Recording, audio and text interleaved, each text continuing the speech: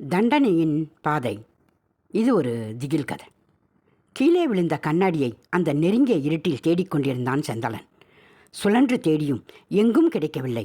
சோர்வுடன் நின்றவன் காலில் ஏதோ தட்டியது. குனிந்து பார்த்தபோது ஏதோ ஒன்று இருக்க அதை எடுத்து பார்த்தான். அது கண்ணாடி போல இருக்க.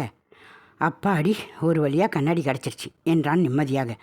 அதை அணிந்து சுற்றி பார்த்ததும், என்னடா அது, கண்ணாடி போட்டாலும் எல்லாமே மங்களாக தான் தெரியுது என்று குழப்பத்துடன் கருந்திருட்டில் நடக்கத் தொடங்கினான்.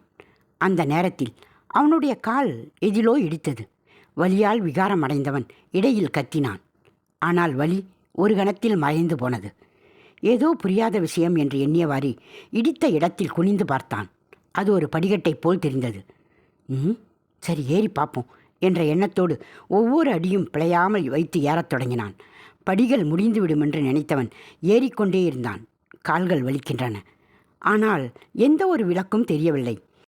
அந்த இருள் வெறும் இருள் அல்ல, அது ஏதோ மர்மமாக இருந்தது அவனுக்கு. சற்று நேரத்தில் திடீரென பயங்கர காற்று வீசியது, புயலை விட வேகமாய். அந்த காற்று செந்தலனை அப்படியே இழுத்து கொண்டது. அவன் எதிர்பார்ப்பதற்குள் காற்று அவனை ஒரு புதிய இடத்திற்கு அழைத்துச் சென்றது. சுற்றியும் பசுமை காய்ந்தது போல இருந்தது அந்த இடம். வானம் முழுக்க ரத்தம் தேய்ந்து விட்டது போல எங்கும் ஒரே இரத்தமலை. மனம் தாறுமாறாக துடிக்கத் தொடங்கியது. தன்னை பார்த்து அங்கிருந்த மக்கள் அனைவரும் ஆச்சரியமோ வெறுப்போ அல்லது பயமோ கலந்த பார்வையுடன் பார்த்தனர். இது என்ன இடம்? யாரையுமே தெரிஞ்ச மாதிரியே இல்லையே என்ற குழப்பம். அவன் அந்த நேரத்தில் தூரத்தில் யாரோ ஒருவன் இவனை நோக்கி முறைத்தபடியே ஓடி வந்தான். அவன் கண்கள் விரித்தவாறு விரைந்து வருவதை பார்த்த செந்தலன் பயத்தில் நடுங்கிக் கொண்டிருந்தான். அப்போது ஒருவன் திடீரென அவனுடைய கையை பலமாக பிடித்து இழுத்து ஓடினான். இருவரும் ஓரிடத்தில் ஒளிந்தனர். நீங்கள் யாரு? என்னை இப்படியே இழுத்துட்டு வரீங்க என்றான் ஆவேசமாக. முகத்தை பார்த்ததும் செந்தலன் கண்கள் கலங்கின.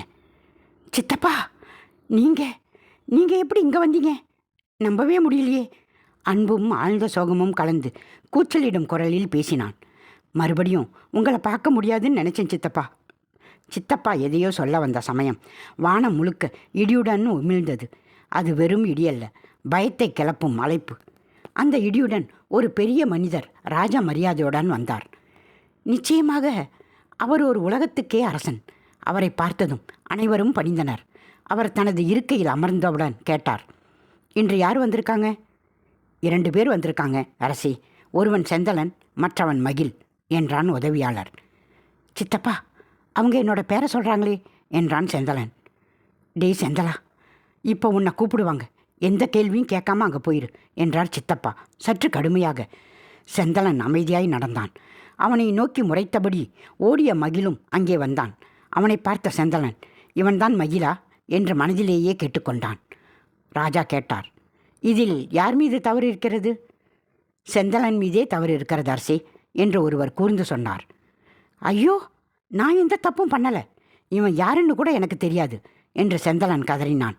அவன் பேச்சுக்கு யாரும் செவிசாய்க்கவில்லை. ராஜா மெதுவாக ஒரு பெரிய புத்தகத்தை எடுத்தார். அதில் ஏதோ பார்த்தார். பின் ராஜா புத்தகத்தை மூடிக்கொண்டு கூறினார், மகிழ், உன் மீது எந்த தவறும் இல்லை. இங்கிருந்து விரைவில் நீ புறப்படுவாய். ஆனால் செந்தலனுக்கு என்ன தண்டனை வேண்டுமென்று நீயே சொல்ல வேண்டும்.